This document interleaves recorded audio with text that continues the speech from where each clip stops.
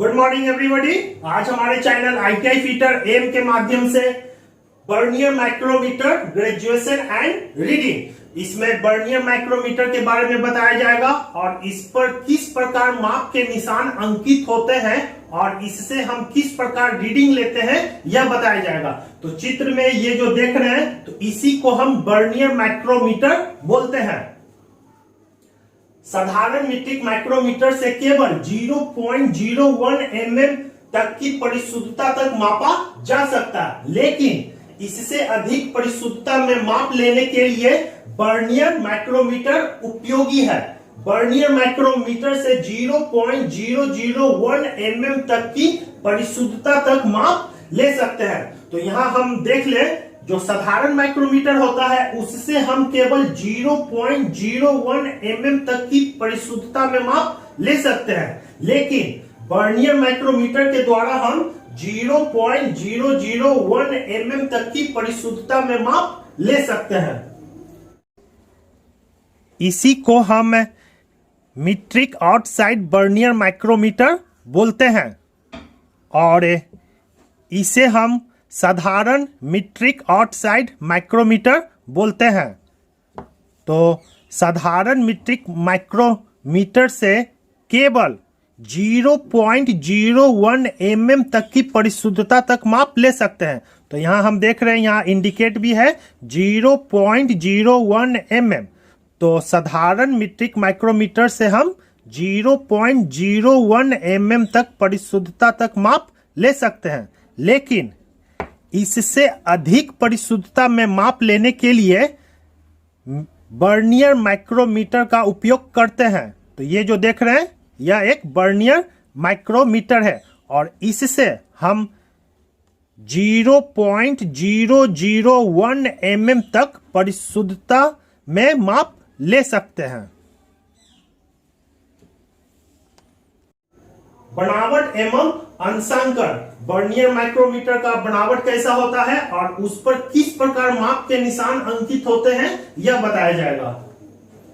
बनावट में vernier micrometer साधारण माइक्रोमीटर की तरह होता है, अंतर इसके माप के निशान में होता है। तो ये जो वर्नियर माइक्रोमीटर है यह साधारण माइक्रोमीटर की तरह ही होता है, अंतर केवल इस पे जो माप के निशान होते हैं वह होता है।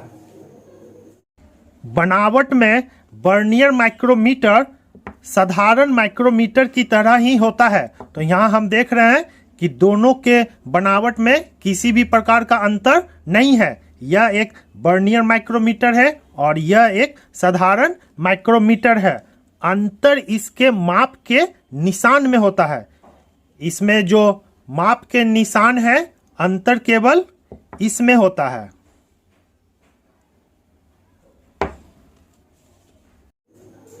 अतिरिक्त के रूप में इस माइक्रोमीटर में डॉटम लाइन के ऊपर समानांतर माप के 10 निशान चिन्हित रहते हैं। तो ये जो डॉटम लाइन देख रहे हैं, तो डॉटम लाइन के ऊपर समानांतर माप के 10 निशान चिन्हित होते हैं। तो यहां देख ले, 1 2 3 4 5 6 7 8 9 10।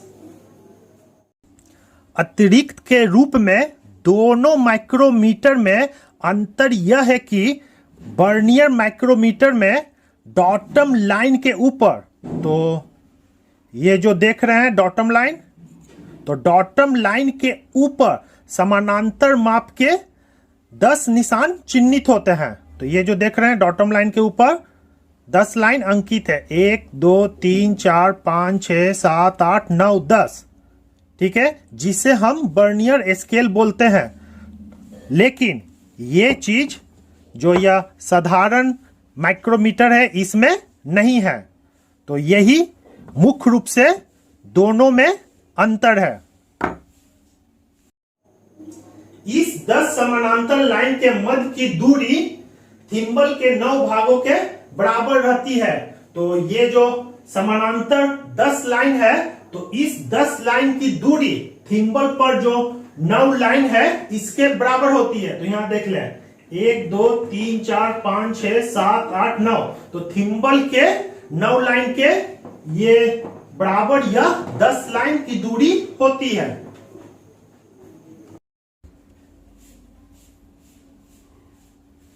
इस 10 समानांतर लाइन की मध्य की दूरी थिम्बल के 9 भाग के बराबर होती है। तो यहां देख लें, यहां जो 10 लाइन है, 1 2 3 4 5 6 7 8 9 10, तो 10 लाइन की दूरी थिम्बल का 9 भाग। तो यहां देखिए 1 2 3 4 5 6 7 8 9, तो 9 भाग के बराबर है। मतलब थिम्बल का 9 भाग इसके 10 लाइन के बराबर है।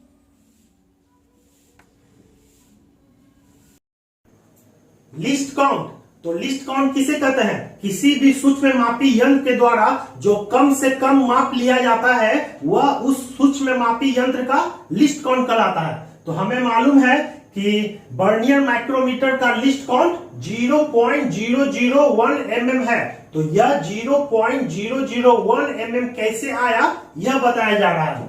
तो हमें मालूम है कि वर्नियर स्केल की 10 रेखाएं, ये जो वर्नियर स्केल है, तो वर्नियर स्केल की 10 रेखाएं थिम्बल के 9 भागों के बराबर होती है। ये जो थिम्बल है तो थिम्बल के 9 भागों के बराबर होता है। तो यहां देख ले, वर्नियर स्केल का 10 भाग, वर्नियर स्केल का 10 भाग बराबर थिम्बल की 9 भाग। तो हमें मालूम है कि थिम्बल का एक भाग का मान होता है 0.01 mm, या इसे हम 1/100 mm भी बोल सकते हैं। तो थिम्बल का 9 भाग का मान हो जाएगा 9 इंटू 0.01 बराबर 0.09 mm, या 9/100 mm। तो वर्नियर स्केल का एक भाग का मान हो जाएगा, ये जो 9/100 mm है, तो 9/100 mm डिवाइडेड बाय 10 बराबर 9/1000। तो यह 9/1000 क्या हो गया? वर्नियर स्केल का एक भाग का मान। अब देखें लिस्ट काउंट, तो लिस्ट काउंट का फॉर्मूला है थिम्बल का एक भाग, जो यह थिम्बल है, थिम्बल का एक भाग का मान माइनस वर्नियर स्केल का एक भाग का मान।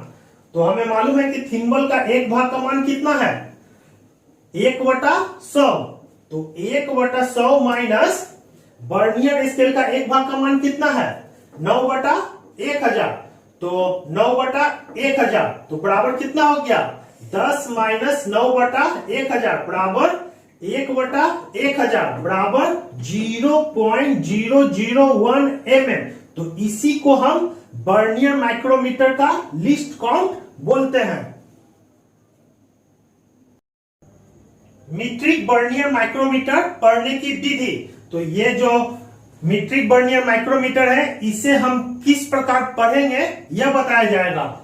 तो सबसे पहले स्लीव या बैरल पर दिखाई देने वाला मेन डिवीजन को पढ़ना चाहिए। तो ये जो स्लीव है या बैरल है, तो इस पर दिखाई देने वाले मेन डिवीजन को पढ़ना चाहिए। तो ये जो मेन डिवीजन कितना है? 0 1 2 3 4 5 6 7 8 9, मतलब 9 मेन डिवीजन हमें दिखाई दे रहा है। तो मेन डिवीजन कितना दिखाई दे रहा है? 9। तो हमें मालूम है कि एक मेन डिवीजन का मान 1 mm होता है। तो 9 मेन डिवीजन का मान 9 mm।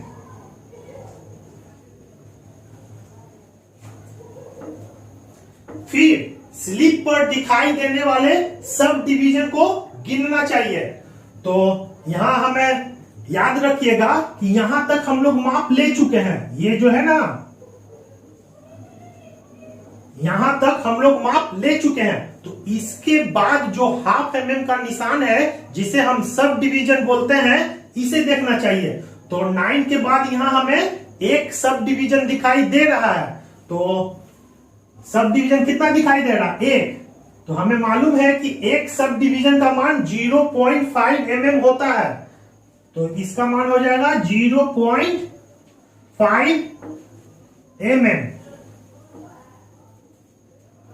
फिर थिम्बल के छोटे निशान देखना चाहिए जो डॉटम लाइन के पास है। तो ये जो देख रहे हैं थिम्बल का लाइन, तो इसमें से कौन सा लाइन डॉटम लाइन मतलब आधार रेखा के पास है? तो यहां हम देख रहे हैं कि 40 41 42 43 44 45 46, मतलब 46 लाइन डॉटम लाइन से क्या है? मिल रहा है या उसके पास है। तो थिम्बल डिवीजन कितना मिल रहा है? 46। तो हमें मालूम है कि एक थिम्बल डिवीजन का मान 0.01 mm होता है। तो 46 थिम्बल डिवीजन का मान हो जाएगा 0.46 mm। अंत में बर्नियर स्केल का कौन सा भाग थिम्बल के भाग से मिलता है उसे 0.001 mm से गुणा करके पहले वाले रीडिंग में जोड़ें। तो यहां हम देख रहे हैं ये जो बर्नियर स्केल है तो इसका कौन सा लाइन थिम्बल लाइन से मिल रहा है। तो गौर से देखने पे ये जो दूसरा, तीसरा, चौथा, पांचवा, तो यहां हम देख रहे हैं कि पहला, दूसरा, तीसरा, ये जो तीसरा लाइन है थिम्बल लाइन से एक्यूरेट मिल रहा। तो कौन सा लाइन मिल रहा? तीसरा लाइन। तो हमें मालूम है कि एक बर्नियर डिवीजन का मान कितना होता है? 0.001 mm। तो कौन सा लाइन मिल रहा? तीसरा। तो 0.001 mm इंटू 3, तो इस बराबर हो जाएगा 0.003 mm। फिर प्राप्त जोड़ माइक्रोमीटर का कुल माप होगा। तो ये जो तीनों माप है तो इसे अगर हम जोड़ देंगे तो कुल रीडिंग कहलाएगा। तो जोड़ने पे आता है ये 369.9 mm। तो ये जो देख रहे हैं 9.963 mm, तो इसी को हम कुल रीडिंग बोलते हैं। मीट्रिक बर्नियर माइक्रोमीटर पढ़ने की विधि। तो यह एक जॉब है और इस जॉब को हमें बर्नियर माइक्रोमीटर से किस प्रकार रीडिंग लेंगे यह बताया जाएगा। तो सबसे पहले ये जो माइक्रोमीटर है तो इसे हम स्टैंड में फिक्स करते हैं। यह एक स्टैंड है तो इसमें हम इस माइक्रोमीटर को फिक्स करते हैं और फिर ये जो जॉब है इस जॉब को हमें नापना है। तो इसे ये जो दोनों मापने वाला फेस है इसके बीच में हम लाते हैं, इस प्रकार यहां सेट करते हैं और फिर ये जो थिम्बल है थिम्बल को घुमाकर इसके पास में लाते हैं। ठीक है, टच नहीं करते हैं, पास में लाते हैं और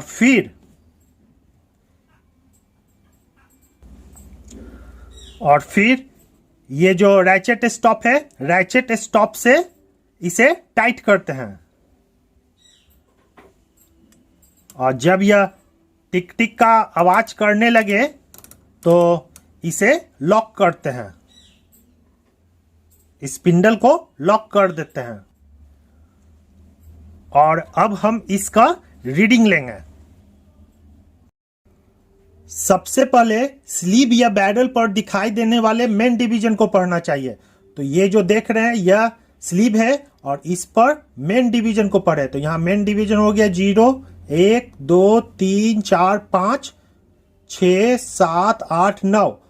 9 मेन डिवीजन हमें दिखाई दे रहा है तो इसे सबसे पहले लिखें। तो मेन डिवीजन, तो हम जानते हैं कि एक मेन डिवीजन का मान 1 mm होता है। तो 9 मेन डिवीजन दिखाई दे रहा है तो हो जाएगा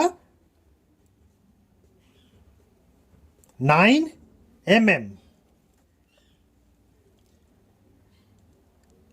इसके बाद स्लिप पर दिखाई देने वाले सब डिवीजन को गिनना चाहिए।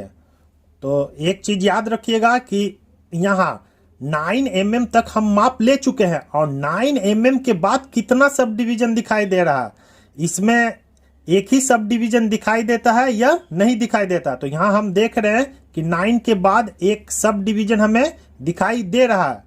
तो एक सब डिवीजन का मान कितना होता है? 0.5 mm। तो हमें एक दिखाई दे रहा है तो 0.5 mm इंटू 1 बराबर 0.5 mm।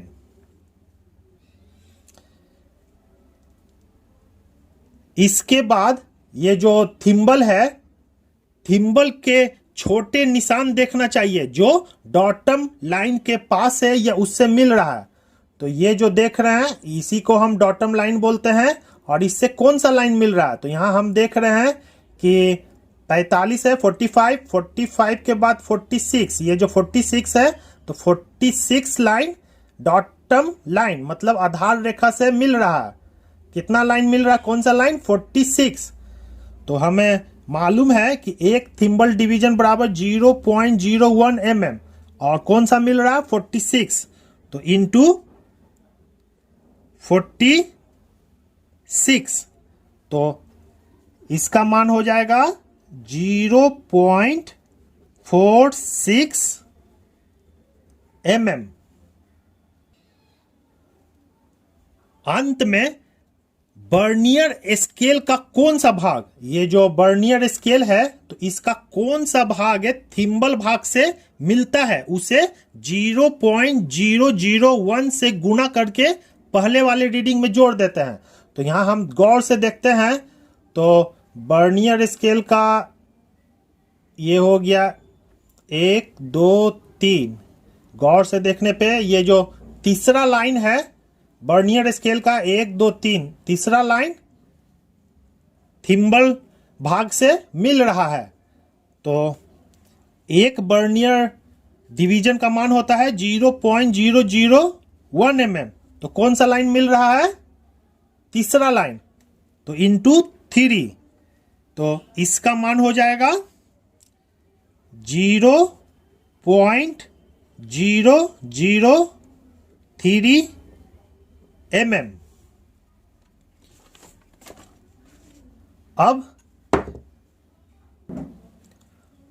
अब इस चारों मान को जोड़ देते हैं तो हो जाएगा 369.9। तो टोटल हो जाता है 9.963 mm। तो यह इस जॉब का मोटाई है। तो 9.963 इस जॉब का मोटाई है। तो इस प्रकार हम किसी भी जॉब को बर्नियर माइक्रोमीटर से नापते हैं। बर्नियर माइक्रोमीटर इनवर्ड स्टील का बना होता है। बर्नियर माइक्रोमीटर इनवर्ड स्टील का बना होता है। बर्नियर माइक्रोमीटर का देखभाल और रखरखाव, पहला देख ले, उपयोग करने से पहले स्पिंडल की परिधि और दोनों मेजरिंग फेस को सूखे लिनेन के कपड़े से नियमित साफ करें। बर्नियर माइक्रोमीटर उपयोग करने से पहले इसके स्पिंडल की परिधि, ये जो स्पिंडल है तो इसके स्पिंडल के पूरे परिधि को और इसके दोनों मेजरिंग फेस को सूखे लिनेन के कपड़े से नियमित साफ करें। तो यह स्पिंडल हो गया, तो इसके पूरे परिधि को और इसके ये जो मेजरिंग फेस है इसे लिनेन के कपड़े से साफ करें। माइक्रोमीटर को संभालते समय ध्यान दें और फर्श पर न गिरने दें। माइक्रोमीटर को संभालते समय मतलब इसके द्वारा रीडिंग लेते समय ध्यान दें और इसे फर्श पर न गिरने दें। अगर यह गलती से छूट गया तो बर्नियर माइक्रोमीटर को फिर से जांचें। बर्नियर माइक्रोमीटर को उपयोग करते समय अगर यह गलती से गिर गया तो बर्नियर माइक्रोमीटर की शुद्धता को एक बार जांच लें। तो इसके लिए इसका जो ये स्पिंडल है दोनों मेजरिंग फेस को आपस में सटाते हैं। तो जब हम इसे आपस में सटाते हैं और टिक टिक का आवाज करने लगे तो इसका जीरो लाइन को देखना चाहिए कि आधार रेखा से मिल रहा है कि नहीं। तो यहां हम देख रहे हैं कि यह जो जीरो लाइन है आधार रेखा से मिल रहा, मतलब गिरने के बाद भी इसकी शुद्धता में किसी भी प्रकार की कमी नहीं आई है। अगर जीरो लाइन आधार रेखा से नहीं मिल रहा है तो फिर इसे एडजस्ट करते हैं। उपयोग के बाद स्पिंडल और मेजरिंग फेस पर तेल की पतली परत लगाएं। उपयोग के बाद स्पिंडल, ये जो स्पिंडल है और ये जो मेजरिंग फेस है, तो इस पर तेल की पतली परत लगाएं। तो उपयोग के बाद ये स्पिंडल पर तेल का एक पतली परत और इसका जो मापने वाला फेस है मेजरिंग फेस, तो इस पर तेल का पतली परत लगाते हैं। कम नमी और उचित कमरे के तापमान पर हवादार जगह में इसे रखें। बर्नियर माइक्रोमीटर को कम नमी और उचित कमरे के तापमान पर हवादार जगह में रखते हैं। यह सुनिश्चित करें कि जब यह उपयोग में नहीं लाना है तो मापने वाला फेस के बीच अंतर रखें। यह सुनिश्चित करें कि जब यह उपयोग में नहीं लाना है बर्नियर माइक्रोमीटर को, तो मापने वाले फेस के बीच अंतर रखें। तो यहां हम देख रहे हैं कि मापने वाले फेस के बीच अंतर नहीं है। तो यहां देखिए, इसके दोनों मेजरिंग फेस के बीच अंतर रखते हैं जब इसका उपयोग न हो रहा हो।